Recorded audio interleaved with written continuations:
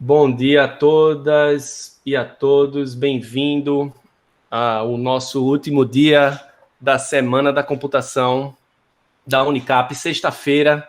A gente vem falando tudo que é bom, sempre chega ao fim. A gente está chegando aí esse fim dessa semana, uma semana que foi recheada aí de minicursos maravilhosos, né? Minicursos envolvendo mineração de dados, processamento de imagem, minicursos envolvendo ciência de dados, cidades inteligentes, enfim, dos mais variados minicursos possíveis. Tivemos aí uma semana também recheada de palestras, né? Abrimos com nossa coordenadora, professora Liliane, né? Professor Kiev, né? E aí tivemos palestras sobre o lado humano das cidades inteligentes, tivemos aí falando sobre fake news, falamos sobre racismo algorítmico, né? Enfim, vimos oportunidades em Pernambuco, Indústria 4.0, uma semana realmente de muitas palestras, e no meio dessa semana aí, sempre o nosso Startup Way, né, que começou também, teve sua abertura na terça-feira com o Marcelo Rocha, DJ Bola, né? E aí tivemos todos esses momentos maravilhosos aí. Hoje, último dia, temos aí às 1h da tarde, né? O Startup Way a partir do pitch. Então, para o pessoal ficar ligado aí. Vamos ter a palestra das 15 horas, Internacionalização e Multiculturalismo, que será a nossa última palestra e vai encerrar a nossa semana, né?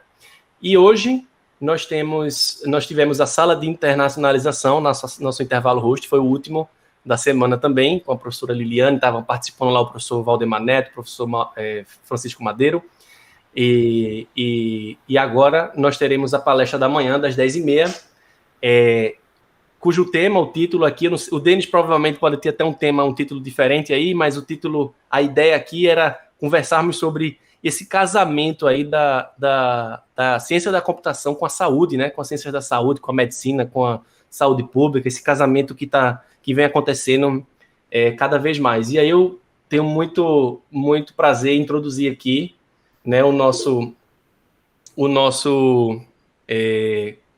convidado, né, o Denis, e ele vai falar aqui para a gente. Ele é da Pixels, né? Ele tem mestrado em Biologia Aplicada à Saúde, né, o Denis, e hoje ele faz doutorado, salvo engano, na Universidade Federal, né, de Pernambuco, no departamento de genética. De genética?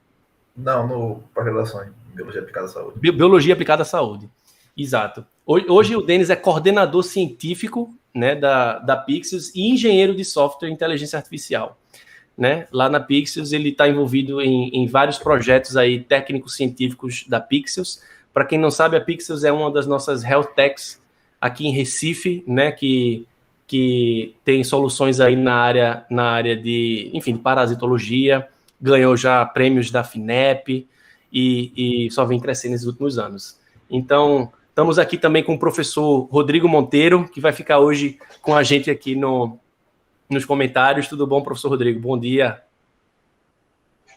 Bom dia, professor Diego. Uma honra estar aqui mais uma vez, né, nesse último dia de Semana da Computação. Foram muitas emoções, muita coisa boa aconteceu. Pense numa semana que eu aprendi coisa, foi essa semana. Foi palestra, minicurso, Startup Way, foi tanta coisa que vai deixar um pouquinho de falta, viu? Vai deixar não, vai faltar um pouco. Vai deixar um pouquinho de falta, é isso. Eu acho que é essa a expressão correta.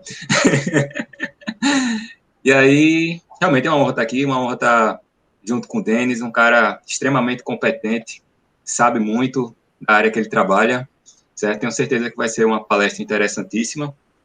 Queria já agradecer aqui por antecipação a presença dele, queria agradecer por antecipação a presença do pessoal que está aqui, já acompanhando a gente pelo YouTube, tá?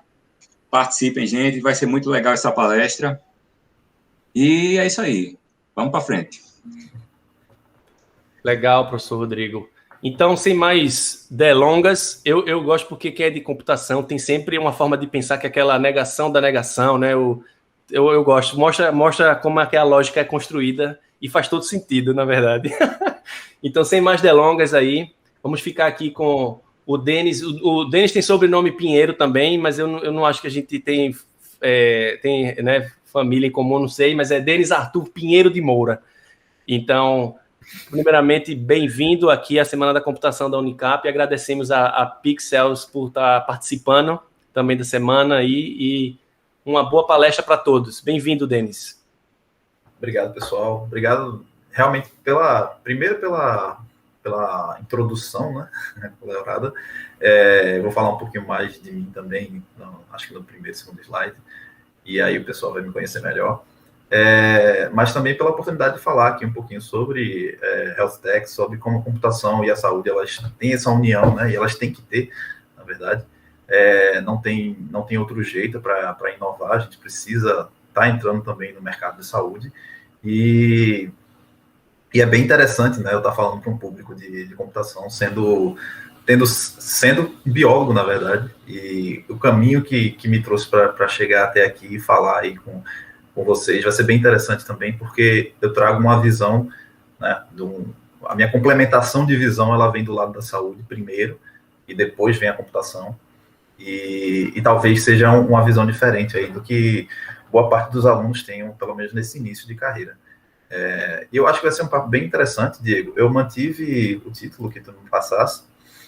Não sei se já posso compartilhar. Mantive o título que tu me passasse. Eu ia fazer um casamento junto do mini curso do Didier e do Heitor, que foi segunda e terça-feira. Mas aí, como tu mantivesse esse título, eu achei interessante, porque dá para dar uma abrangência maior do tema, né? E aí, com isso, a gente vai falar um pouquinho mais das oportunidades e desafios no mercado das health techs também. Então, eu dei uma adaptada na apresentação também, para a gente ir para esse lado. E eu acho que vai ser bem massa. Espero que vocês curtam um pouco e aprendam alguma coisa, ou tenham pelo menos insights interessantes de como a gente pode entrar no mercado e inovar no mercado de saúde, caso vocês já não tenham essa ideia. E aí, basicamente, quem sou eu, né? Vou começar falando mais de mim. Eu sou essa pessoa aí, essa minha fotinha do LinkedIn, né?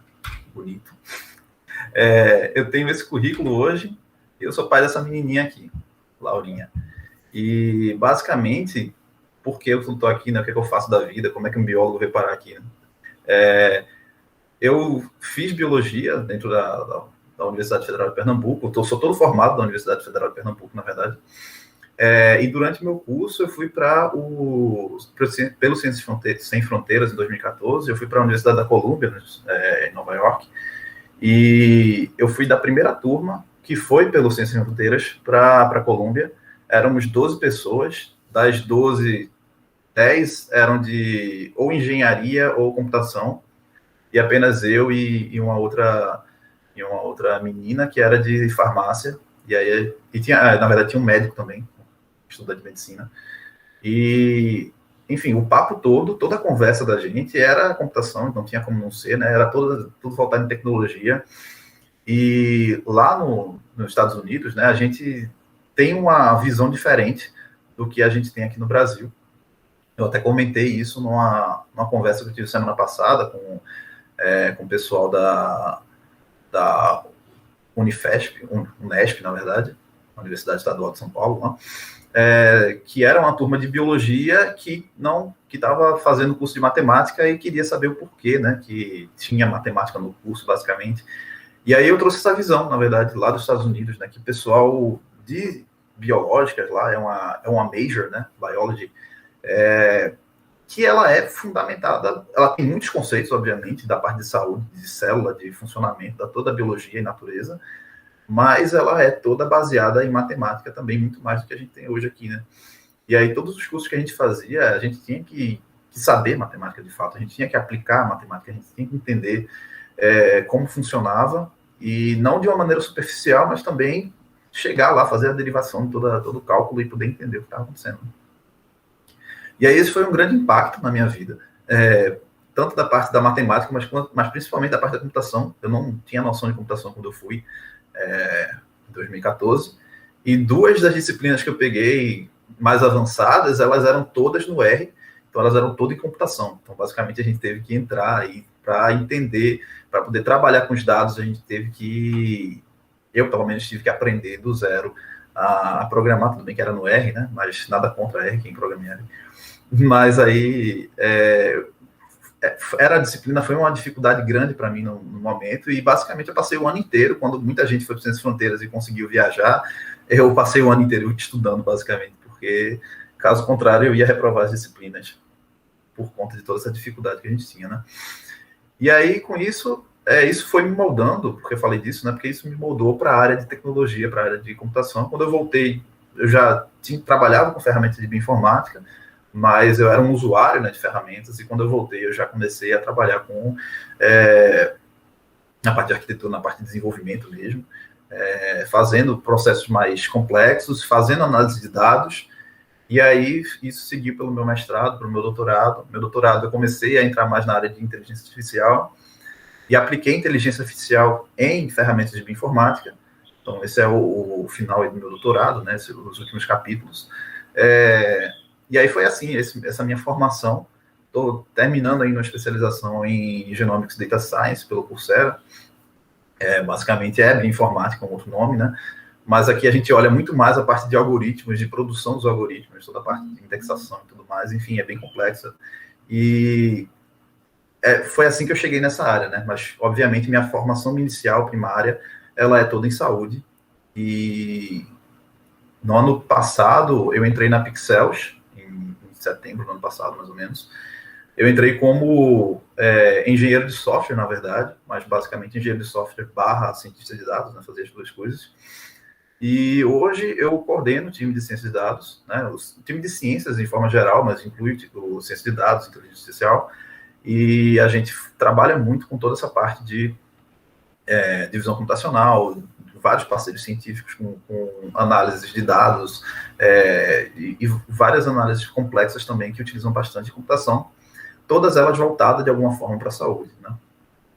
Então, a gente tem parceiros que são hospitais, tem parceiros que são universidades estrangeiras ou até mesmo aqui de Pernambuco, e tem muita coisa para a gente aplicar, tem muito conceito de computação e tem muita área de trabalho que necessita, né, de gente de computação para poder entender e utilizar ferramentas e a gente avançar em cada um dos campos.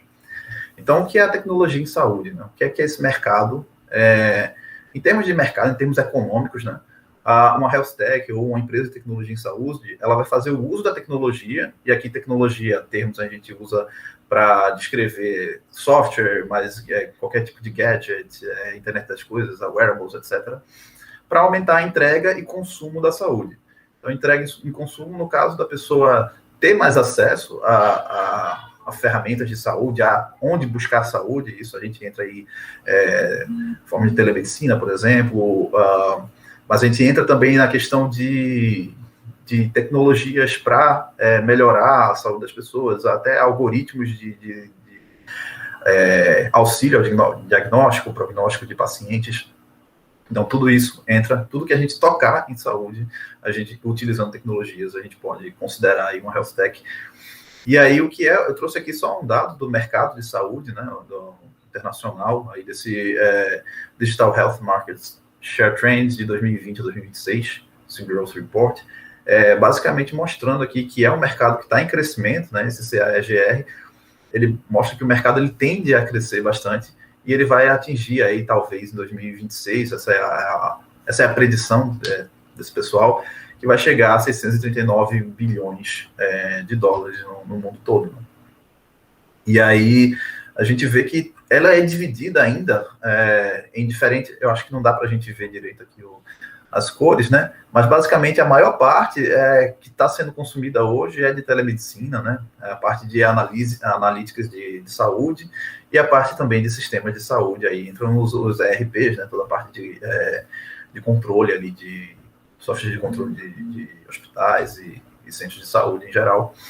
Enfim, é um mercado que tem muita oportunidade, tem muito dinheiro, mas o que move o mercado, pelo menos a maioria ou boa parte das pessoas que entram nesse projeto, né, nessa área, na verdade é o propósito. Né? Por que você vai trabalhar com saúde se você pode trabalhar com outras áreas que dão muito mais dinheiro e são muito mais rápidas de a gente conseguir lançar um produto?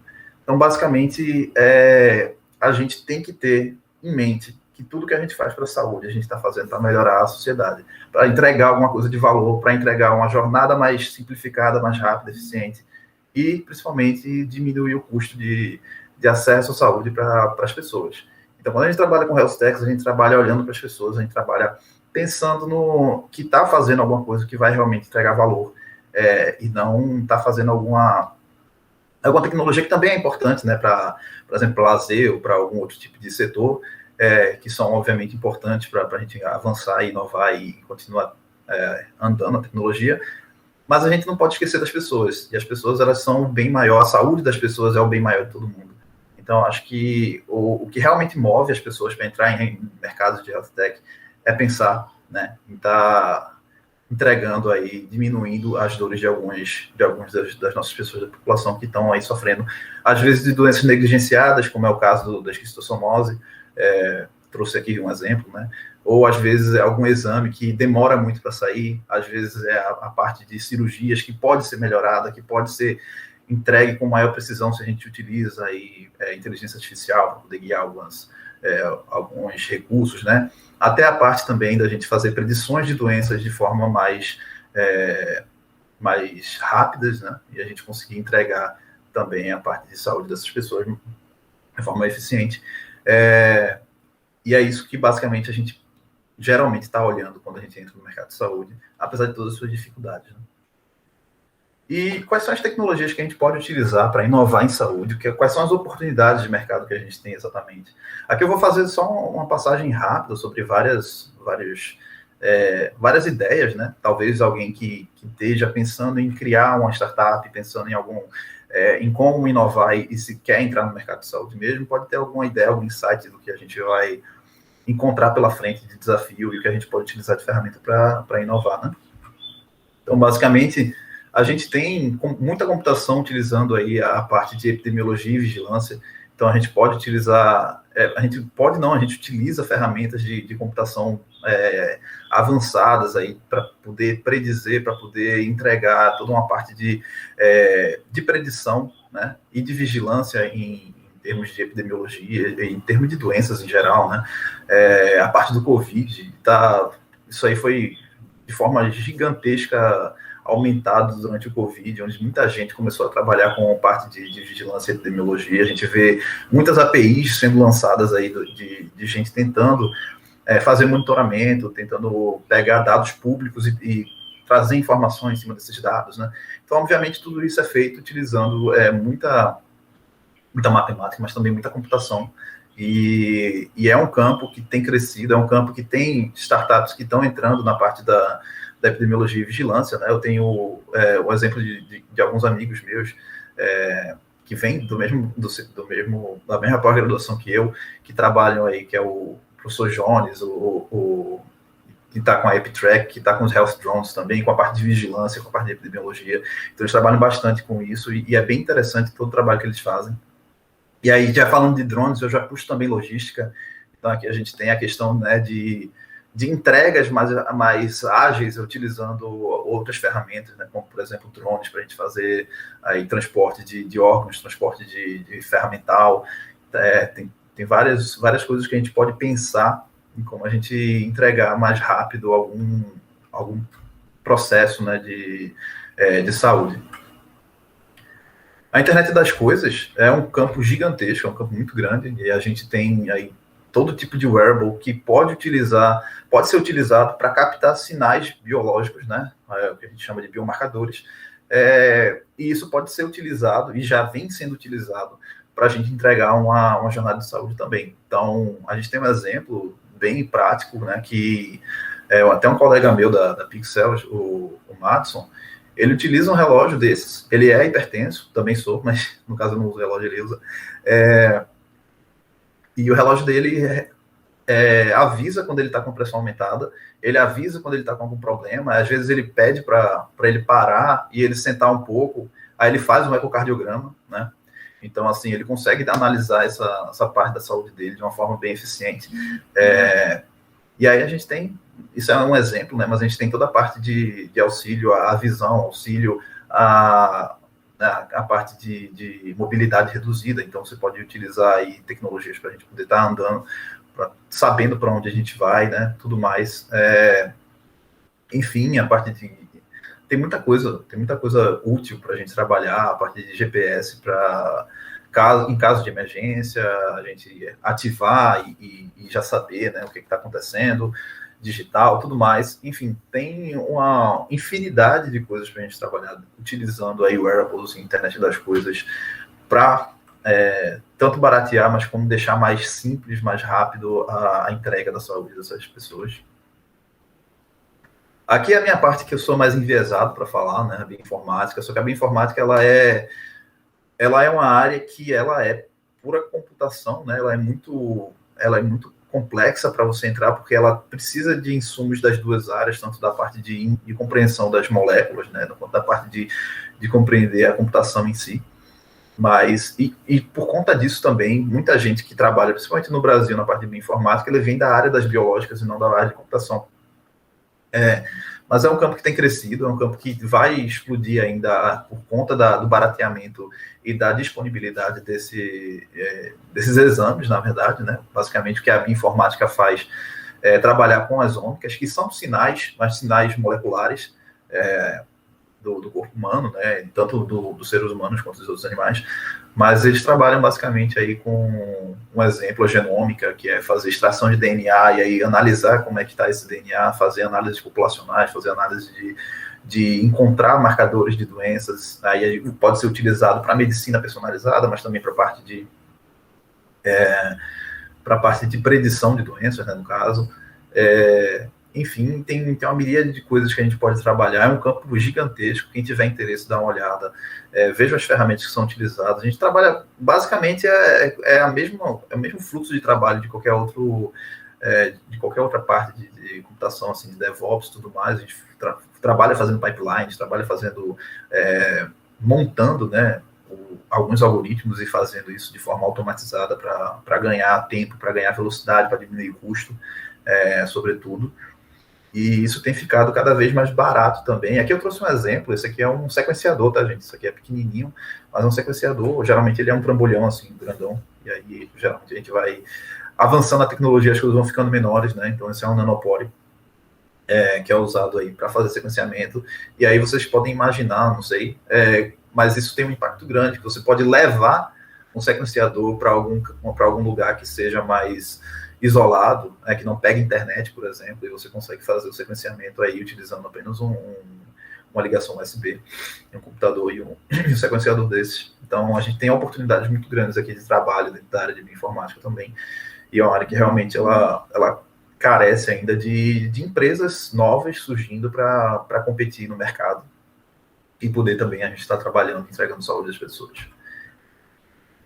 Aqui é a visão computacional e inteligência artificial, né? A gente utiliza muito isso na Pixels, né? Basicamente a Pixels ela é montada em cima de uma estrutura, né, de visão computacional e inteligência artificial toda, mas a gente tem várias aplicações para a saúde, a gente tem a parte de segmentação celular, a gente tem todos na análise de classificação, né, das células, a gente pode identificar tumores, por exemplo, em uma amostra, a gente pode ver quais são os parasitos que estão ali presentes, a gente pode falar de escanear células de pele mesmo, né, escanear a pele das pessoas, ou escanear e encontrar ali padrões que estejam relacionados a algum tipo de processo patológico, como um câncer, por exemplo. Recentemente, por conta do Covid também, a gente, não sei se vocês chegaram a ver em algum lugar, algum tipo de totem que fazia análise e leitura aqui de se as pessoas estavam usando máscaras ou não. Eu acho que eu vi isso em algum lugar aqui em Recife, não lembro onde, mas ele já fazia tanto a parte de calcular aí a temperatura baseada no rosto das pessoas, em dicas visuais, né? Quanto também a identificação de máscaras. Então, é um uso bem importante, já entrando na parte de epidemiologia, vigilância também, né? A gente vê essa questão aí de visão computacional sendo utilizada para esse fim. Sempre atrelada à inteligência artificial, né? Porque realmente a inteligência artificial ela vai dar um up aí, então, principalmente a parte de deep learning, dentro da parte de visão computacional. E aí a gente vai ter toda essa questão de uso, né? E uma coisa interessante também, um artigo que eu li há um tempo, não consegui achar o artigo para fazer a apresentação, mas aqui eu trouxe uma análise de postura, basicamente, No caso, tem um cara fazendo powerlift aqui, eu não sei qual é o nome desse exercício, mas ele está sendo calculado aqui, a pose dele está sendo predita aqui, a pose do rapaz, e isso é utilizado também para a gente fazer análise de marcha, né? Marcha, no caso, a forma que as pessoas andam, e o artigo que eu tinha lido, eles usavam essa análise para poder detectar precocemente se a pessoa estava com um padrão de andado semelhante a alguém com Parkinson. Então, isso era utilizado para detectar o Parkinson precocemente. Então, a gente vê que tem muito uso da visão computacional, inteligência artificial, em forma geral, para a área da saúde. Eu acho que é uma das ferramentas, pelo viés que deu ser da Pixels, né, é uma área que é muito grande e contribui muito para a saúde, a parte de visão computacional e inteligência. E aqui eu trouxe o Watson, da IBM, também, como um exemplo, né, de inteligência artificial sendo utilizado para predição, diagnóstico, prognóstico aí de doenças baseado em alguns parâmetros. O caso da Watson existe, né, mas teve uma descontinuidade dele depois, mas basicamente a gente tem a capacidade de utilizar isso também para fazer um auxílio à parte médica mesmo, ao corpo médico, de dizer, olha, talvez esse padrão que a pessoa está apresentando aqui, a olho nu ele não significa nada, mas possivelmente está relacionado com algum tipo de grupo aqui de doença. E aí o médico, no caso, teria a responsabilidade de dar uma olhada e seria chamado a atenção, talvez, ele conseguiria diagnosticar de uma forma mais rápida algum tipo de doença. Isso aí pode salvar a vida das pessoas em alguns casos. Né? Os desafios da parte de health tech, na verdade, né? A gente tem muitos desafios para enfrentar. Entre eles, aqui eu trouxe um reportzinho do site desse TechTic. Basicamente, é difícil você chegar a uma série B, sendo uma health tech, série B, né, a partir de receber ali o seu segundo aporte. Isso para o pessoal dos Estados Unidos, estava voltado para o público dos Estados Unidos, né? Aqui no Brasil tende a ser mais difícil ainda, na verdade, você conseguir investimento anjo. Por quê? Porque, basicamente, a pessoa vai estar investindo em uma pesquisa, vai estar investindo em um processo de R&D, né, de pesquisa e desenvolvimento, geralmente longo, e talvez o retorno não seja tão rápido como se ele investisse em algum outro tipo de tecnologia. Então, isso tem essa complicação, mas isso tem sido mudado. Existem alguns fundos de investimento que eles estão sendo criados exatamente para fazer investimento em health techs, e aí é o caso de alguns parceiros, até da Pixels, como o Sabin, por exemplo. Eles estão fazendo toda a parte de investimento pesado, tem alguns hubs de tecnologia em saúde que estão sendo criados para fazer toda a parte de incubação, né, de health techs, como é o caso da Clean, aqui em Recife também, eles estão criando esse hub. Então, é um ambiente que tem crescido, é um ambiente que é complicado, mas ele tem crescido bastante. É difícil você garantir que o mercado, que o seu negócio ele cresça e a tecnologia ela acompanhe o que você propôs no começo, tanto pela questão de estar sempre tendo que ser validado, né, todo o projeto, quanto aí também você ter essa questão de investimento, né, em mudança de tecnologias, quando você adaptou o seu produto para algum tipo de tecnologia ou outra. E a saúde, ela evolui muito rápido, né? As tecnologias elas vão evoluindo muito rápido também, e aí as pessoas vão adotando as tecnologias que são mais eficientes. Então, assim, é até mais complicado você conseguir validar e estar sempre andando ali na ponta da tecnologia. É difícil implementar coisas inovadoras, porque o mercado de tecnologia em saúde, né, o mercado de saúde em geral, ele é um mercado conservador, ele é um mercado altamente regulamentado e conservador. Então, assim, se você traz uma ideia inovadora demais, de repente o médico ele vai olhar não vai gostar, sabe? Porque não foi o jeito que ele foi treinado a fazer as coisas, ou que ele sabe que as coisas funcionam daquela forma. Então, assim, é difícil você inovar dentro da área de saúde por conta disso, principalmente. Mas que isso também tem sido mudado, assim, tem algumas empresas, elas foram corajosas, né, de entrar nessa área, e estão brigando bastante, e estão mudando bastante também a cara da saúde, assim, no mundo todo, as pessoas estão tendendo a aceitar melhor inovações em termos de tecnologia. Tem um ponto interessante que uma pesquisa que a gente na Pixels fez esses dias, a gente estava fazendo uma pesquisa para a parte de discovery de um produto, e basicamente, na pergunta, a gente perguntava, né, se as pessoas elas confiavam de uma decisão de uma inteligência artificial para a saúde, né? Se a inteligência artificial dissesse que a pessoa está com algum problema, se alguém ia confiar nisso ou não. E aí, mais de 75% das pessoas disseram que sim, confiavam na inteligência artificial. Então, assim, isso é uma mudança interessante, né? As pessoas estão começando a entender que a tecnologia ela não é tão caixa preta mais. Elas estão sabendo que existe ali toda uma matemática por trás e que existe um processo, né, de validação, um processo de treinamento contínuo, de melhoria, e que se uma inteligência artificial ela se propõe a fazer isso, possivelmente, e ela é validada de forma científica, né, ela possivelmente ela funciona, e aí muita gente está começando a aceitar e confiar na inteligência artificial também para esse aspecto. Existe o problema de usar softwares originais e desenvolvimento de soluções, porque às vezes essas coisas não são montadas para projetos de saúde, né, para tecnologia de saúde. Então, às vezes muitas vezes a gente tem que adaptar as tecnologias que vão surgindo para o uso dentro de alguma coisa em saúde, e aí isso é uma boa parte do trabalho de alguém, né, de um engenheiro de software, provavelmente, que vai trabalhar nessas empresas para poder fazer esse tipo de adaptação. E monetizar o produto de health tech também pode ser uma complicação, né? E de monetizar de uma forma geral não é tão simples, né? Mas para uma health tech também é mais complicado, porque a gente não sabe necessariamente quanto que as pessoas estão dispostas a gastar, mas basicamente, e principalmente em soluções que ainda estão sendo validadas, né? Por exemplo, isso também envereda muitos produtos de health techs para a questão B2B, né?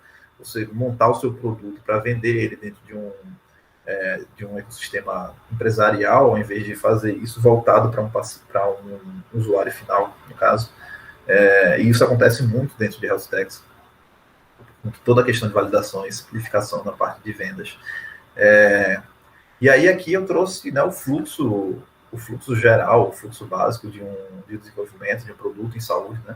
A gente sempre parte no produto de saúde de um insight científico. A gente não tem como fugir disso, porque se a gente não começar daqui, a gente já começou errado, a gente não consegue avançar, né? A gente precisa ter inputs científicos, a gente precisa saber o que a gente vai fazer, basicamente. Então, não necessariamente que seja uma ciência sua, né, uma pesquisa sua, você tem que ler um artigo e falar, pô, isso dá para fazer um projeto legal, um produto bacana, e aí você começa a trabalhar.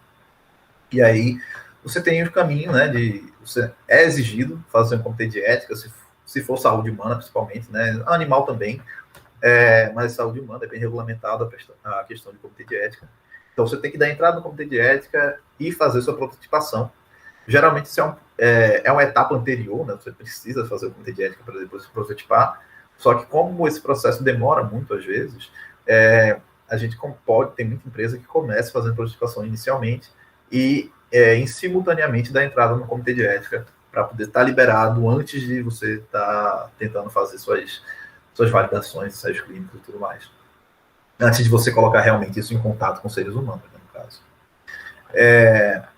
E aí, da prototipação, às vezes, como eu disse, né, vem de um insight científico, você prototipou, você teve que adaptar toda aquela tecnologia, daí já pode surgir uma publicação científica, e publicação científica para health techs é o exigido, né, para você validar o seu produto. Então, basicamente, da prototipação você já pode ter uma publicação de validação. Você segue por um caminho de ensaio clínico, também é obrigatório se você for trabalhar com seres humanos, né? Então, você vai fazer aí alguns ensaios para ver se melhora a saúde das pessoas ou não, dependendo do que você for trabalhar, obviamente, né? E aí, desse ensaio clínico, também vai sair uma publicação científica, vai sair algum tipo de insumo científico para validar o seu produto. E uma vez que ele esteja, assim, já passado por essas etapas, você vai solicitar ou não a autorização da Anvisa. Aqui também é regulamentado, né? Qualquer coisa que for minimamente invasivo para a saúde humana, para seres humanos, precisa de regulamentação. Alguns outros produtos, por exemplo, produtos que se propõem a fazer diagnósticos, a auxiliar diagnósticos, elas precisam de registro na Anvisa também. Mas tem alguns outros produtos que não carecem essa autorização. Então, depende muito da ideia que você tem, se você vai precisar ou não da autorização da Anvisa. E aí, finalmente, depois que você passou por tudo isso, você pode chegar na versão comercial do seu produto. E aí, a partir daí, você começa a ter retorno, né? Então, você vê que é um processo demorado. Essa prototipação, ela demora, ela varia, obviamente, o tempo, né? Mas ela pode demorar meses a anos aqui para você conseguir ter alguma coisa validada para chegar finalmente a um cliente. Enfim, e aí esse é um grande desafio da parte de health techs, né? Então, todo mundo que vai trabalhar nisso tem que ter ciência, que não é tão simples. E aí eu trouxe o case da Pixels, né? Porque a gente entrou nesse campo, porque que a gente gosta de saúde, porque que a gente gosta de visão computacional, né? Então eu vou trazer um pouco comentários sobre a empresa da gente. Basicamente, a gente é uma empresa aqui do Porto Digital, né? Ela é fundamentada no objetivo de entregar uma jornada de saúde mais rápida e eficiente, a um menor custo para a população. Então, esse é o objetivo, é o moto que norteia a Pixels. Tá? Não é só de venda, né, na verdade, esse termo, mas realmente tudo que a gente pensa é como é que isso vai impactar as pessoas, como é que isso vai ser mais rápido do que a solução atual, isso vai ser mais preciso, né, e o custo. Então, como é que a gente vai fazer uma coisa que é mais cara do que as pessoas pagam hoje? Então, tudo isso a gente pensa em reduzir os custos, deixar mais rápido, eficiente, e aí, com isso, melhorar a jornada de saúde das pessoas. E, como eu tinha falado, né, tudo em tecnologia em saúde tem que ser fundamentado em pesquisa científica, então a gente faz bastante ciência também. O time da gente tem essa cara nova, né, todo mundo bem novinho. A gente tem aqui o pessoal de ciências biomédicas e de análises clínicas, então é o time da gente que participa muito também da parte da ciência, né? Eles trazem todos os insights biomédicos, aí, biológicos, mas também metem a mão na massa na parte de análises clínicas, de marcação de objetos, na parte de validação das soluções. Eles são o nosso cliente interno, né, no caso, e a gente trabalha muito bem com esse time. A gente tem um time de UX e UI que é bem recente, na verdade, com a chegada de Dani, e a gente está começando a ter um olhar mais sério em relação à experiência de usuário, né? Mais. O nosso time de ciência de dados, de inteligência artificial, então todo mundo aqui também bem novinho, exceto eu, mas a gente trabalha bastante também, tanto na parte de visão computacional, quanto na parte de dados tabulares, né, em geral. A gente analisa parâmetros, a gente faz toda a questão de parcerias também científicas, quando a gente é chamado para fazer aí um trabalho em conjunto de inteligência artificial, geralmente é esse pessoal que vai, né? Então, é um time bem forte que a gente montou. Não, todo o time Pixel, na verdade, é bem forte. Mas eu tenho viés para falar do meu time de dados.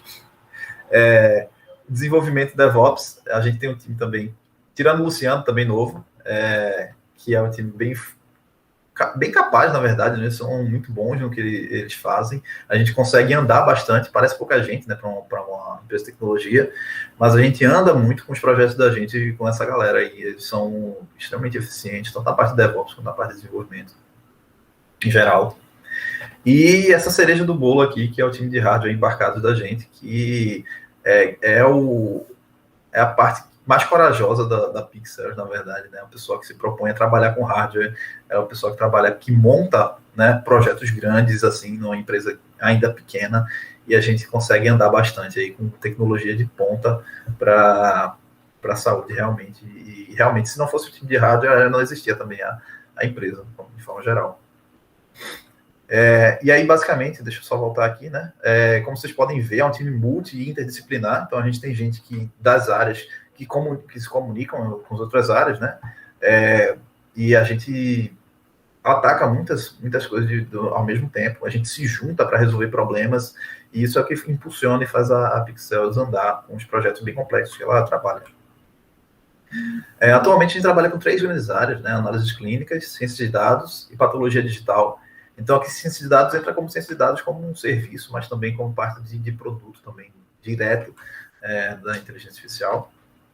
E na parte de análises clínicas, gente, a gente criou, não sei se vocês conhecem a empresa, né, mas a gente criou um microscópio automatizado do zero, tá? O pessoal aqui de Recife, esse time de hardware bonito lá, criaram um microscópio automatizado mesmo, e o time de software veio por cima e fez toda a parte de configuração desse embarcado, fez a parte de cloud, né? Então hoje a gente faz a leitura das lâminas automatizadas aqui, até 6 lâminas nesse atual, a versão que ele vai, né? A próxima versão que já está em produção, já está em produção, no caso, a gente já está comprando todas as peças para fazer, vai ler, acho que até 12 lâminas, se eu não me engano, se eu errei, me desculpem, mas basicamente a gente faz leitura automatizada dessas lâminas, né, usando muita visão computacional para fazer toda a parte de foco, toda a parte de detecção de objetos, e inteligência artificial também para fazer classificação. Então, basicamente, o que a gente toca hoje nas análises clínicas é principalmente a parte de filtragem aí de negativos, né? A gente faz uma triagem de exames para que as empresas, né, os laboratórios, elas não percam tempo olhando lâmina negativa. Então, se o sistema da gente indica que tem um objeto ali, um parasito, ou um cristal, ou seja lá qual for o exame que a gente está fazendo, aí isso já sobe com uma flag, né, para a empresa, ela vai dar uma olhada de um profissional aí para confirmar que realmente existe esse objeto lá, e aí torna aquela amostra positiva de fato. Então, só isso já diminui aí 50% do esforço, pelo menos 50% do esforço de qualquer laboratório, e isso é muito bem visto, isso é muito interessante, né? Em termos de investimento mesmo dos laboratórios, e isso tem sido bem aceito também pelos nossos parceiros. Hoje a gente trabalha na área de parasitologia, na área de sedimentoscopia e urinálise, e esse novo produto está vindo aí para a gente trabalhar com a hematologia também. Então, a gente tem toda a parte de análise aqui, de identificação de parasitas, de objetos relacionados à parasitologia, né? E objetos relacionados à sedimentoscopia e urinálise, né? Os cristais, né? Aqui, no caso, não seriam coisas vivas, né? É uma outra complexidade de visualização de amostra, na verdade, porque é uma amostra transparente. Aqui é uma amostra mais densa, né? E a hematologia tem é mais difícil também, apesar de ser mais fácil de visualizar de alguma forma, mas ela é mais difícil porque você tem muitos objetos que você tem que identificar, tem muita coisa que você precisa contar, tem coisas anormais que aparecem, né, e você tem que também estar lidando com isso. Então, tudo a gente vai subindo a complexidade à medida que a gente vai avançando os projetos. Na parte de ciência de dados, a gente tem um produto direto do time de ciências, que é o analisador de parâmetros da Pixels. Ele surgiu durante a pandemia, então, basicamente, a gente teve que dar uma pivotada durante a pandemia, a gente precisou criar alguma solução para também ajudar as pessoas ali no Covid, mas também aproveitar essa situação para tentar lançar um produto, enquanto que estava paralisado toda a parte de prova de conceito, né, do análises clínicas, porque a gente não tinha acesso a laboratórios por conta do isolamento e tudo mais. Então, a gente lançou essa solução, que ela basicamente consiste no analisador de parâmetros, né? Você submete um exame, no caso do hemograma, e aí esse hemograma ele passa por um parser e ele vai para uma questão de inteligência artificial que vai detectar pelos padrões do exame da pessoa se ela tem algum tipo de doença, se ela tem algum tipo de... No caso, Covid, né? Se ela está com Covid positivo. Mas a gente está avançando esse projeto, a gente repaginou ele completamente hoje. Na verdade, ontem a gente terminou uma etapa aí de repaginação do PPA, e a gente vai trazer ele para outras doenças, não só Covid mais. E aí a parte de inteligência artificial aplicada diretamente à análise de exames e a parte de auxílio ao diagnóstico, né, dos pacientes. Aqui a parte de ciência de dados. A gente trabalha muito com parte de ciência de dados, inteligência artificial como serviço também, né? Então, a gente tem parceiros científicos. Aqui eu trouxe alguns gráficos, acho que Diego vai até lembrar de alguns deles, e Rodrigo também. Eles já ajudaram a gente nesses trabalhos lá na Califórnia. E basicamente a gente utilizou aqui que a gente faz parte de análise de geolocalização, né? A gente faz uma comparação aí de onde a pessoa mora, de onde a pessoa trabalha, qual é o fluxo demográfico, né? Como é que essa pessoa, qual é o trajeto que a população dessa região da Califórnia faz, para identificar hotspots, né? Ou lugares prioritários para ações de políticas públicas de evitar ali qualquer tipo de transmissão ou diminuir a transmissibilidade do vírus nessas regiões. A gente fez um trabalho muito bom aí também de utilizando dados de mobilidade, a gente criar modelos de ciência das redes, né, de grafos, basicamente, e em cima desses grafos a gente colocava frameworks epidemiológicos, basicamente a gente tentando fazer um sistema bem real, bem realista, na verdade, de predição do Covid, né, para onde esses casos iam, e não simplesmente estocástico, como a maioria é usado, mas aí utilizando também a base de mobilidade e a conexão entre os nós, né, para poder saber se realmente faria sentido a transmissibilidade entre cada uma das pessoas ali daquela região. Então foi um trabalho bem legal também. Toda a parte de visualização de heatmaps também, a gente trabalha com essa parte básica, né, de visualização de mapas e heatmaps. Aqui era a parte de time series também, a gente utilizou para criar, para buscar aí quais eram os sintomas que tinham tendência de subir ou diminuir. No caso aqui a gente aplicou, né, ferramentas bem específicas para poder criar esse tipo de gráfico e subir essas séries temporais também. E a gente tem muito trabalho em parcerias, né? Eu trouxe alguns gráficos só para ilustrar mesmo, mas a gente está trabalhando lá dentro do grupo do Saving com a parte de validação do analisador de parâmetros, todo um ensaio clínico bem interessante que a gente está fazendo junto com eles. No Hospital do Câncer a gente vai fazer aí auxílio também à detecção de câncer, utilizando visão computacional e inteligência artificial. O português a gente está fazendo um trabalho de processamento de linguagem natural. Então, a gente está fazendo análise textual, a gente está buscando aí entender, baseado em texto médico, qual é a doença, quais são as doenças, né, que a pessoa está apresentando. Isso para auxiliar o fluxo, né, toda a parte do médico, né, de decisão do médico, mas também de auxiliar ali a organizar os dados do português. A gente faz parte, né, do Use AI for Life, que é esse consórcio faz parte que foi criado a partir do Universitas. Diego e Rodrigo Monteiro vão saber até explicar melhor do que eu, né? Mas, basicamente, a gente trabalha com as 3 principais universidades da região de Pernambuco aqui, a Católica, a Federal e a UPE, e a gente tem esses trabalhos de inteligência artificial, e a gente trabalha bastante com parcerias e vai executando projetos aí de inteligência artificial como serviço também. E, como eu tinha falado, né, essas parcerias que vão além do Brasil, elas vão ali para universidades do exterior, como a Universidade da Califórnia, em Davis, né, a Universidade de Zurique também, e outras localidades, né, que a gente trabalha bastante.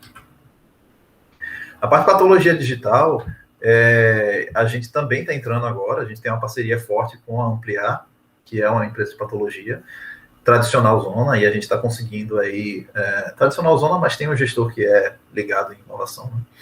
Então a gente está entrando com ele junto para fazer a parte de patologia digital, e a gente está adaptando o nosso microscópio para fazer escaneio de tecido. Isso aqui é uma imagem que já foi escaneada da gente, né? Então a gente já tem, não é mais aquele petzinho separado, a gente já faz visão computacional para fazer unificação dessa imagem, e aqui utilizando algumas ferramentas bem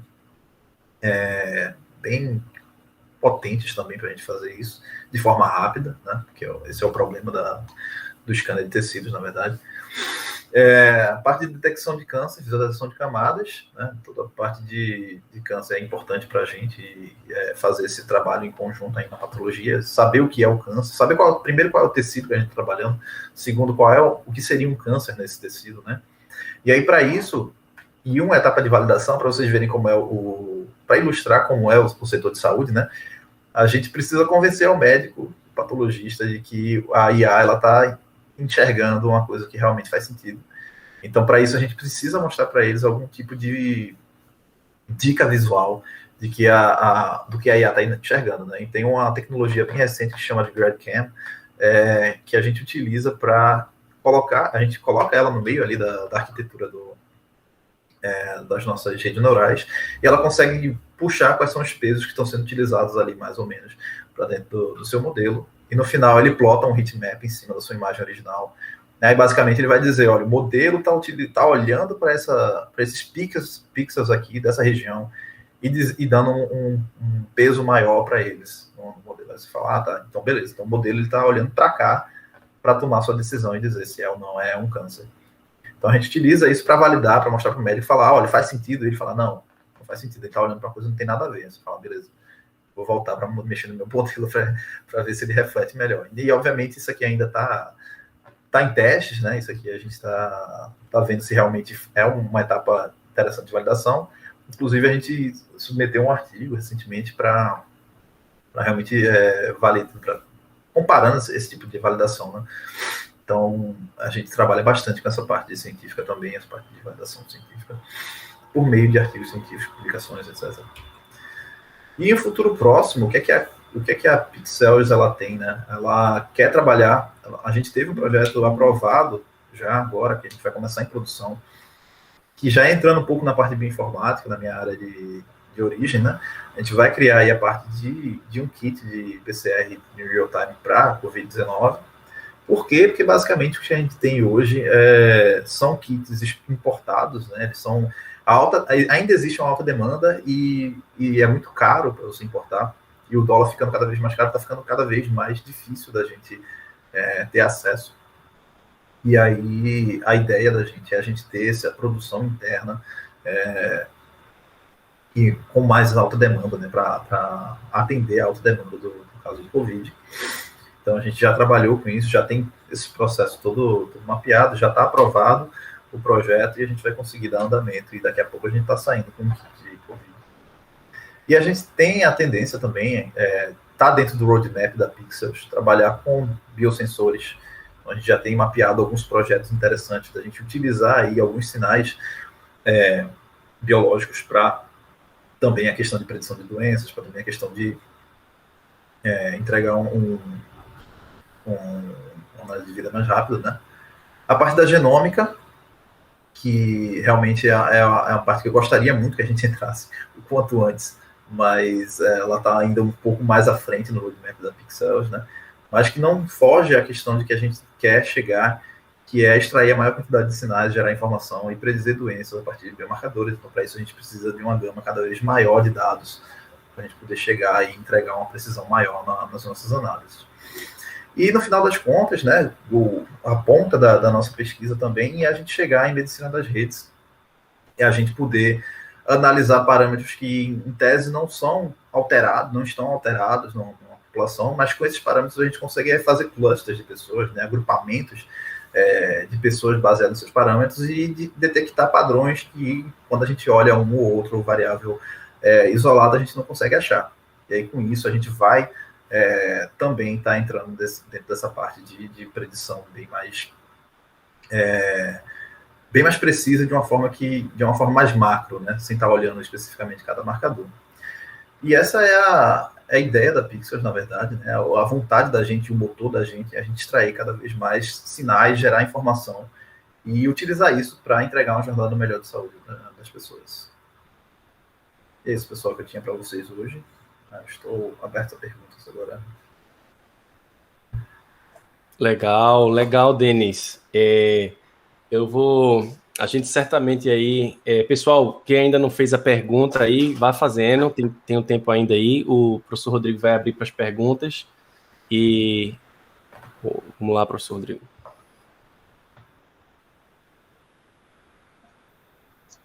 Olá de novo.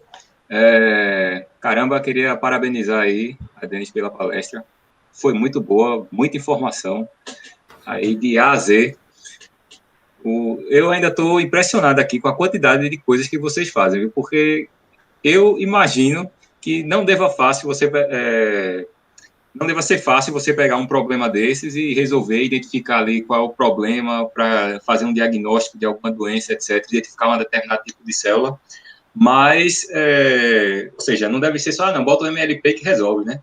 É um estudo sério, um estudo muito aprofundado e que certamente deve demandar uma dedicação muito grande. Então, estou impressionado realmente com a quantidade de coisas que vocês desenvolvem.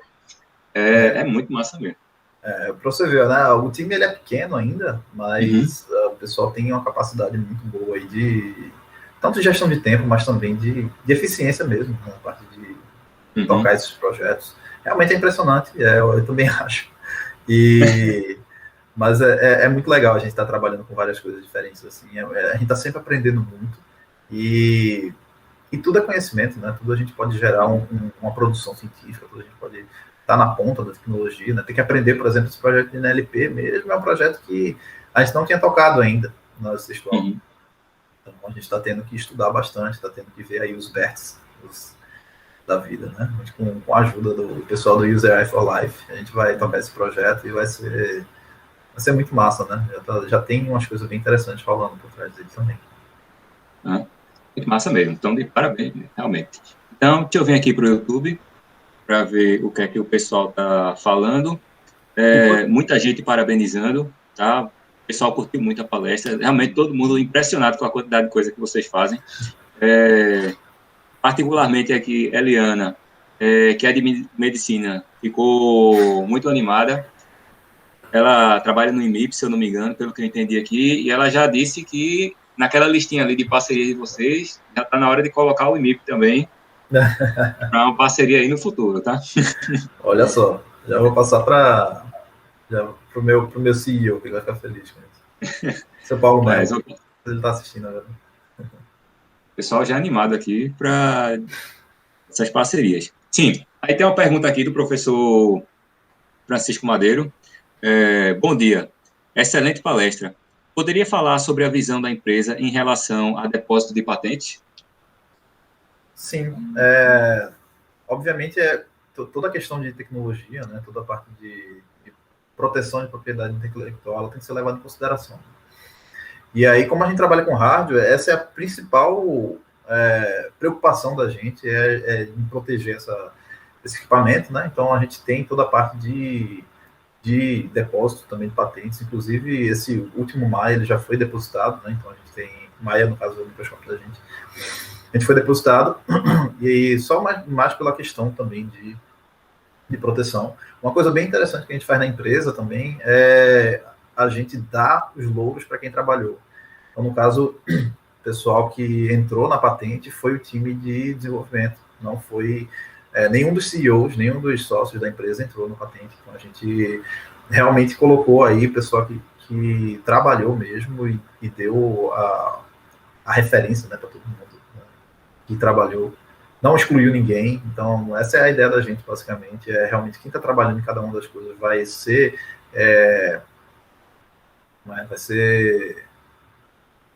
lembrado por ela, né? Vai estar presente em todas as suas etapas, no caso. E eu acho que não tem como fugir disso. A Health Tech ele não tem também como a gente não olhar para o lado de patentes. A não ser que a gente queira fazer realmente uma coisa de open source mesmo, aberta para todo mundo. Mas aí a gente também perde a questão de investimento, né, de retorno, isso talvez. Então, não tem como não olhar para dessa parte de patente. Pô, muito legal, principalmente essa parte do reconhecimento, né, com o pessoal que trabalhou com afinco, ficou muito legal mesmo, gostei. Puxando um pouquinho desse assunto, talvez nem tanto relacionado a esse assunto, mas eu tenho uma curiosidade muito grande com relação aos dados. Porque, como vocês desenvolvem esses tipos de soluções, certamente tem que ter acesso a uma massa de dados grande, né, relacionada a esses problemas. E esses dados vocês conseguem em bases públicas, conseguem com as parcerias que vocês desenvolvem? Como é esse processo? Exatamente, as duas opções, na verdade. A gente pega algumas coisas para iniciar o projeto, né, para validar o projeto, fazer um MVP, né, no caso, protótipo. A gente geralmente começa com base pública. Então, daí das bases, se tiver disponível, né? E das bases públicas a gente vai validando, vai vendo o que é que dá para funcionar, o que não funciona, ver qual é a arquitetura melhor. E a partir disso a gente fica realmente na necessidade de uma base própria, mais voltada para o que a gente está querendo montar. E aí realmente tem que recorrer às parcerias. No caso do análises clínicas, não. Análises clínicas a gente não tem base, Então, não existe base pública de parasitologia, por exemplo, né, nem de urinálise. Então, a gente começou montando base. E aí, toda a etapa de desenvolvimento, ela passa também por isso, aquele time de análises clínicas é forte também. Eles têm que fazer toda a parte de marcação, toda a parte de subir realmente uma base bem feita, né, bem classificada, porque se estiver errado também, a gente não vai conseguir andar muito para frente, né? Então, toda uma curadoria, uma validação do pessoal também. Então, são 3 lados, né? A gente produz base própria, na parte de análises clínicas, e a gente depende também de parceiros para poder pegar bases maiores e bases públicas também, quando estão disponíveis para a gente poder fazer validação e testes. Massa. Eu estava dando uma olhada na minha bola de cristal aqui e ela avisou que o professor Diego também tem gostaria de fazer uma pergunta aí. Não, legal. Computação aplicada, né? Aqui em medicina e saúde pública, uma das áreas transdisciplinares que eu tenho o maior interesse. A gente trabalhou junto aí, não foi, Denis? Lá no Complex Care Lab, que foi o lab que eu ajudei a fundar lá na UC Davis, a gente tinha reuniões com o time transdisciplinar. Então, tínhamos enfermeiro, médicos, epidemiologista, pessoal da biologia molecular, enfim, e cientista de computação, né? Você, como uma pessoa que fez a trajetória, no caso, inversa, né? Ou seja, você veio mais da área da saúde, né? E caminhou até a computação. Qual o conselho que você daria para os estudantes de computação, né? Que querem fazer essa trajetória inversa, no caso, querem vir cada vez mais da computação e entrar e estarem aptos aí, capazes a contribuir, a fazer parte de um time aí, por exemplo, como o da Pixels, não sei nem se tem oportunidades aí em aberto, vagas, não sei, mas oportunidades de estágio. Que conselho você dá? O que é que você acha que esse estudante precisa prestar atenção, precisa se preocupar um pouco para chegar a um momento de poder ser capaz de contribuir nessa área e transicionar sua carreira para aplicar computação em medicina e saúde pública? Ótima pergunta, Diego. Eu respondi, inclusive, ontem, eu acho, um áudio que era o caminho contrário de novo, né? A pessoa perguntou como é que eu faço a transição no caso era um médico, um estudante de medicina que queria entrar em dados, né? E aí agora eu vou fazer pelo outro lado. O pessoal de computação, vocês têm uma vantagem em qualquer área de tecnologia, porque todo mundo, na verdade, precisa ir para a computação e vocês nem sempre vão precisar estar tão por dentro do assunto que vocês vão trabalhar. Obviamente que na hora que vocês entrarem numa empresa de tecnologia e saúde, vocês vão aprender, vão ter que aprender os conceitos, vão ter que aprender os termos, né? Por exemplo, eu acho que hoje, se a gente perguntar para Heitor, para Didier, que são os dois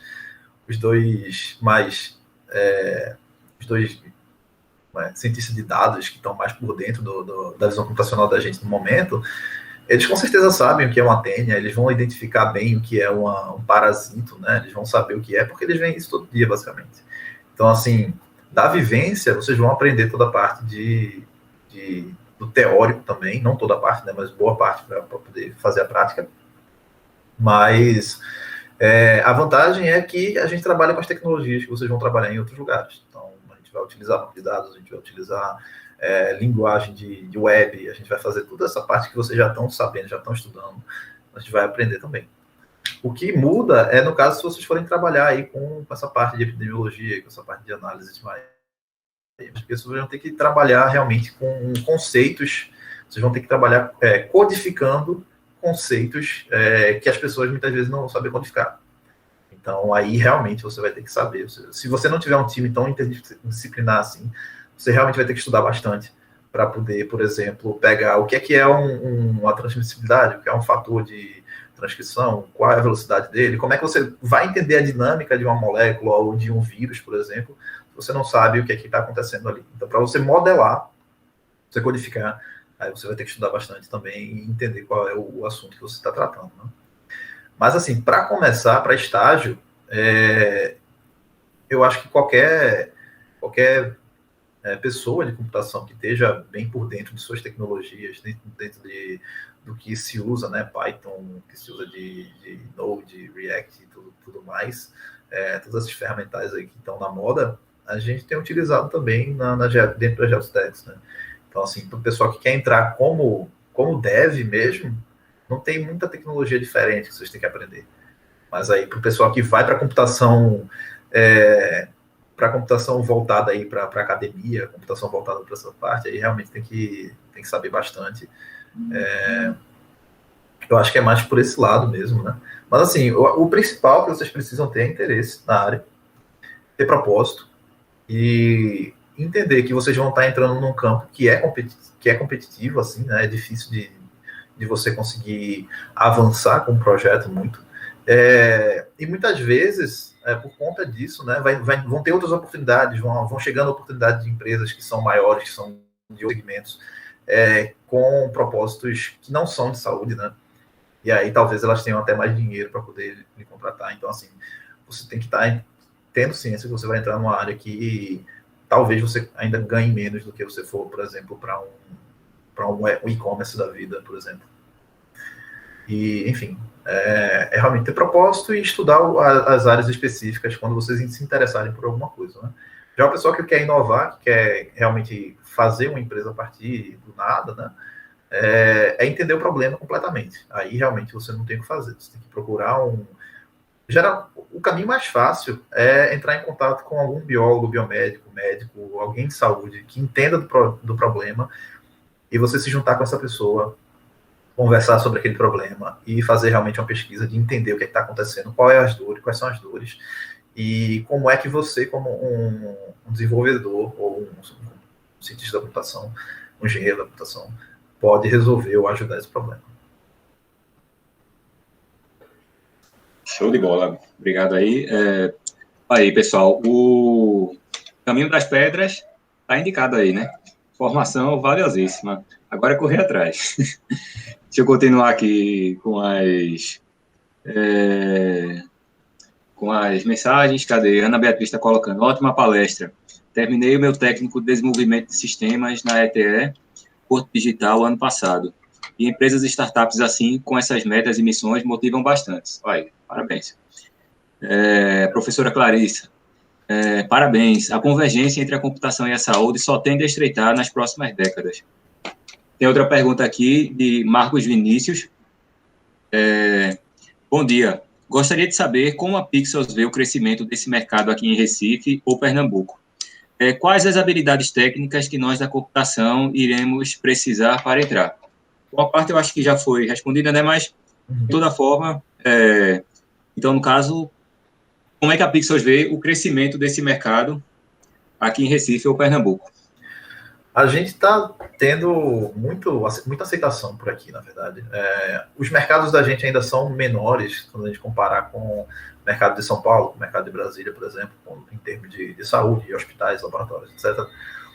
Mas a gente tem tido muita aceitação das coisas que a gente vem fazendo, principalmente com os parceiros aí de hospitais, né? Tanto o português quanto o Hospital do Câncer, e a gente vem sendo solicitado para fazer esse tipo de análise por aqui em Recife, em Pernambuco, e isso tem tendência de crescer bastante. Tanto a parte de dados como um serviço, né? Mas principalmente aí com as tecnologias que a gente vem implementando também.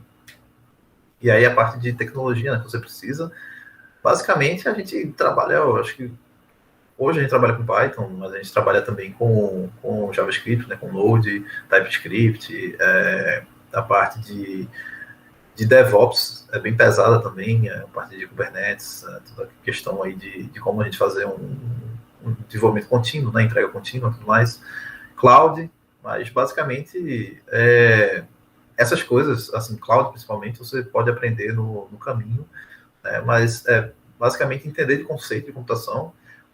E uma coisa que a gente tem no time da gente também é sempre desafios diferentes, desafios que vão surgindo. Então, as pessoas elas não podem se apegar muito às tecnologias aqui. Então, de repente, você vai trabalhar com alguma coisa em Python e quando vira o projeto, por exemplo, um projeto na parte mais de dados, né?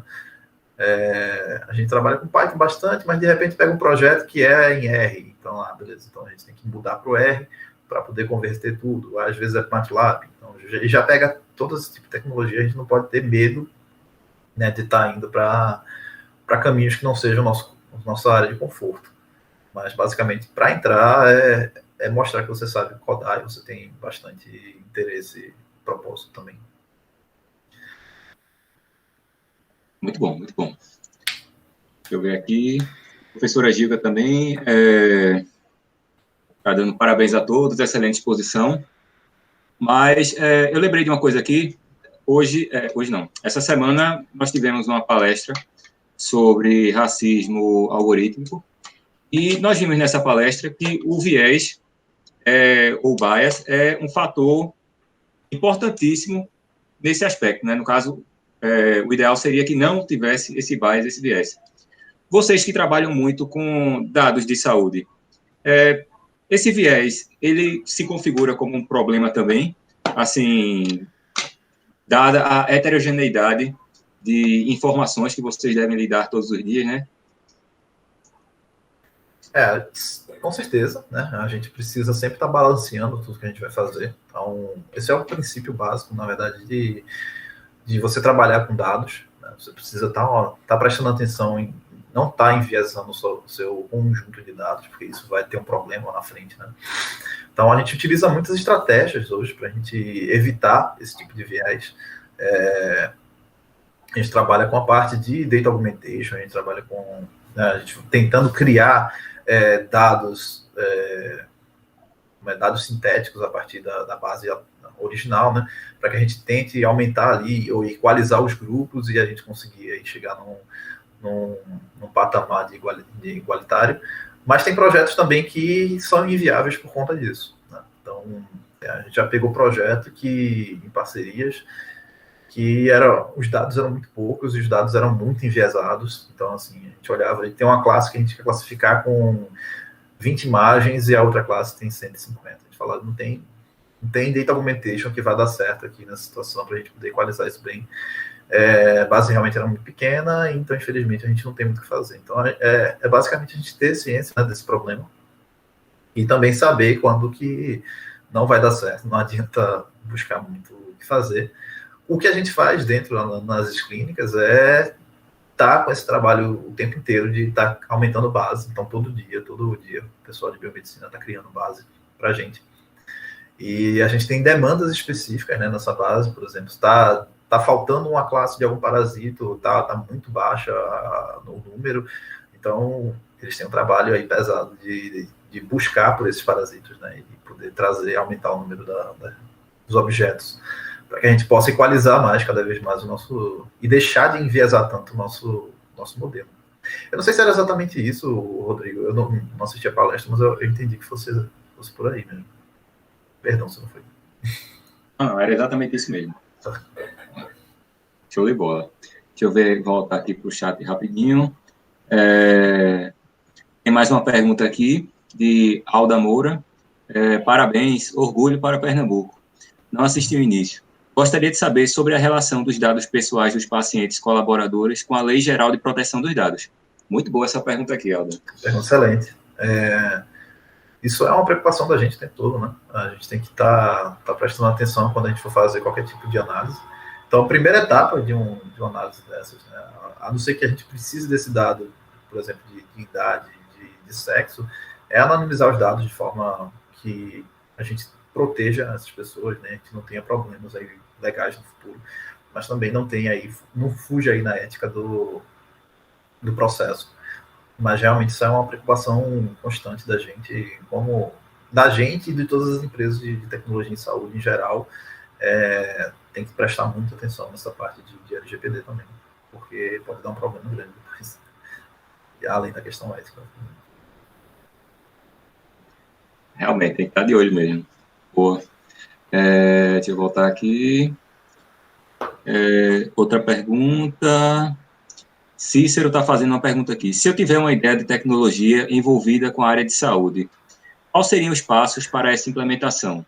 Eu deveria me preocupar com como essa tecnologia afetaria o mercado de trabalho atual? Não necessariamente. Eu acho que isso é uma discussão bem grande, na verdade, né? A questão da gente pensar se a gente vai fazer alguma coisa que vai, por exemplo, abolir alguma profissão, coisa do tipo. Ela é uma discussão muito além, né, do do que a gente pode discutir aqui agora, eu acho. Mas, assim, em geral, espaços para você criar essa solução seria realmente fazer uma pesquisa, validar que o seu problema existe, né? E que a sua ideia, ela se encaixa para resolver esse problema. E aí você entraria aí com toda a parte de análise de produto, né? Você faria aí um discovery para ver se realmente faz sentido, fazer uma pesquisa quantitativa para saber aí quantas pessoas usariam esse produto, obviamente sem dar o ouro, né? Sem dizer o que você está querendo fazer, de forma clara. E entraria também em contato, estudaria, na verdade, a questão do comitê de ética, veria como é que é o processo todo de subir aí um projeto de pesquisa, né, porque é necessário, dependendo da área que você for entrar. E aí, uma vez que isso esteja validado, realmente meter a mão na massa, criar o seu protótipo, o que é que seja que você está pensando em fazer, e fazer as provas de conceito, né? Levar isso para um cliente específico e pegar feedbacks, levar de volta, consertar, melhorar, e aí fazer todo esse processo milhões de vezes. E também pensando sempre na parte científica, porque você vai precisar validar isso para poder realmente as pessoas comprarem ou você conseguir tirar ali o registro da Anvisa e tudo mais. Então você tem que estar de olho na ciência, tem que estar além do produto, né? Estar de olho também na parte científica.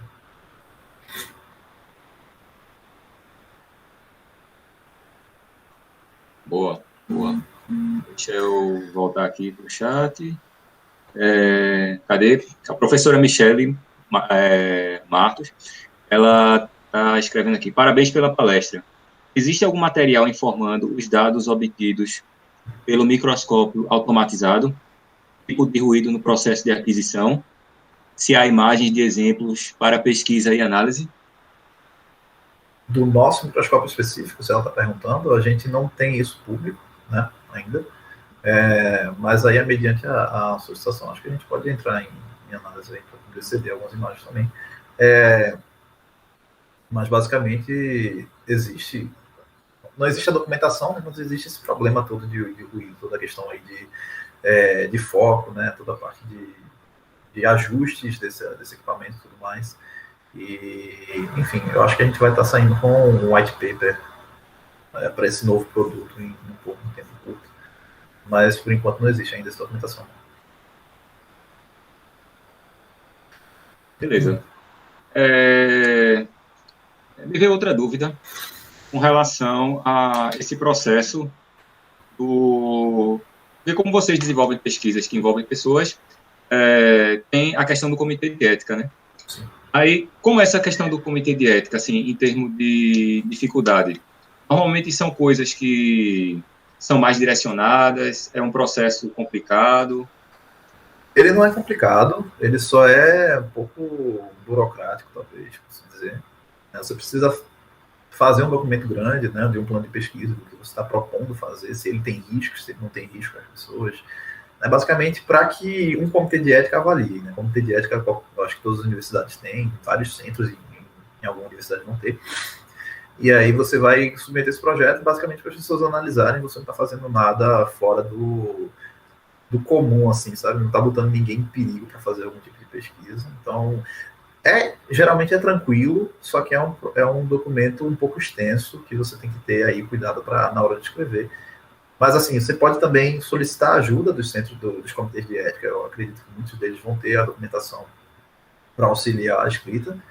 Mas, basicamente, é isso. Você precisa dizer o que você está se propondo a fazer para não estar fazendo aí algo antiético, basicamente. E aí a submissão, só falar, né? Você pode usar a plataforma Brasil para submeter. Então, você não necessariamente precisa ser membro de uma universidade, mas se você for, facilita um pouco, né? Ou tiver alguém em contato, facilita. Mas você pode submeter aí como uma empresa ou como uma pessoa física para o Plataforma Brasil, para dentro de algum comitê de ética, encaminhado para algum comitê de ética de universidade, e aí eles vão avaliar lá o seu projeto. Massa. Uma outra pergunta aqui, que eu acho que deve ser do interesse do pessoal, mas ainda não vi ninguém perguntando sobre isso. Como é a questão de oportunidades na Pixels? Como é que o pessoal pode fazer aí para galgar uma vaga nesse time de desenvolvimento massa aí de vocês? Então, a gente tem aberto uma chamada, acho que a gente abriu uma chamada há pouco tempo atrás. A gente está para abrir mais uma, e pegar pelo menos mais algum desenvolvedor para ajudar a gente nesses próximos projetos. Mas a parte dos outros times, né, também, a gente está sempre recebendo currículo. Então, entrar em contato pelo LinkedIn, né, entrar em contato por e-mail também, a gente consegue receber aí e encaminhar alguns currículos. E aí, quando for abrindo vaga, a gente vai olhando para o nosso banco, né, e trazendo as pessoas também que fizerem o match, né? A gente faz uma seleção bem interessante, né? A última seleção de dados foram os 2 meninos que tocaram, né? Foi Didier e foi bem massa, assim. Todo mundo que participou da seleção que não passou, né, para entrar no time da gente, mandou um e-mail agradecendo, dizendo que foi massa, que aprendeu bastante coisa, que implementou, né, que pelo menos o projeto que a gente mandou como seleção, eles podem usar como portfólio. Então, assim, é bem legal, assim, fazer. E sempre com feedbacks também, né. Então, acho que é entrar em contato. A gente tem um site, que eu acho que eu não tenho agora o endereço completo dele, mas vocês podem entrar em contato com o LinkedIn mesmo, que a gente responde. Eu encaminho pelo menos o currículo. Beleza. Só mais uma perguntinha aqui. Eliana perguntou, estágio não tem? Sim, a forma normal de contratação da gente é via estágio, né? A gente pega as pessoas que... Geralmente a gente puxa gente de graduação também, a não ser que tenha alguma vaga bem específica aí para uma área que exige uma senioridade maior, mas geralmente a gente está puxando gente da graduação mesmo para trabalhar com a gente. E a gente tem esse trabalho de moldar também as pessoas. Obviamente tem a competição aí para você ser selecionado, né? Mas a ideia da gente, a gente está trazendo gente para ser formada aqui também e para criar propósito junto da gente também.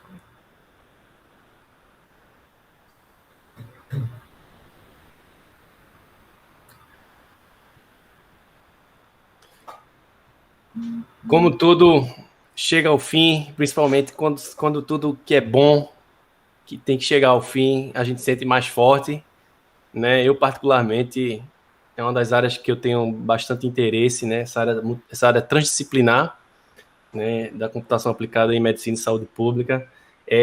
Olha, nessa conversa aí de perguntas, estavam perguntando aí se tem vaga, se não tem. Eu acabei de receber uma mensagem aqui do CTO da Pixels aí, o Rodrigo Paiva. Ele disse, olha, estamos contratando sim, podem enviar aí o currículo aí, e até me passou o e-mail dele, depois eu até coloco aí quem tiver interesse. Ele acabou de falar agora mesmo aí para mim que estavam contratando sim e que podem enviar o e-mail. Bem, fico muito feliz, né, em ver uma startup, especificamente uma health tech, né, do nosso, não só estado, mas da nossa cidade aqui do Recife, né, crescendo, absorvendo as demandas, não só do estado, mas, como você bem falou, Denis, até internacional, né, conseguindo né, absorver demandas internacionais aí, e crescendo aí, absorvendo uma área de uma coalizão que está acontecendo aí,